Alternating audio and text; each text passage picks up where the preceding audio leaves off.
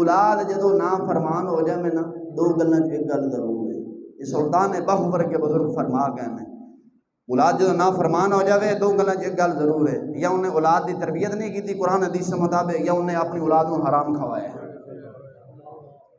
उन्हें अपनी औलाद को हराम। असर मेरे नाल जरा तुहाडा मुशाहदा, तुसीं फिरदे टुरदे रहंदे हो, मैं सिर्फ मसीत ही रहना, उन्हें मौलवी दी मसीत दौड़ मसीत तक करी है, मेरा मसीत ही रहना क्योंकि अल्लाह अल्लाह जो करनी है।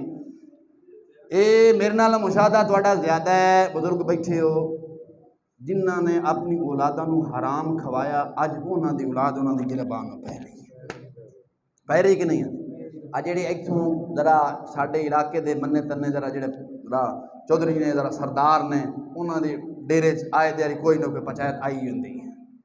अज मेरा पुत्र ना फरमान हो गया, अब मैं पुत्र की शादी की है, ये अपनी बीवी में तलाक देना चाहता है। अब मरे क्यों देना चाहता? जो शादी की सी तो कुरान हदीस के मुताबिक की सी, उदों तो कंजर तो कंजरियां ना चाहे सन हैं, उदों तो नसीबो लाल चलाई सी।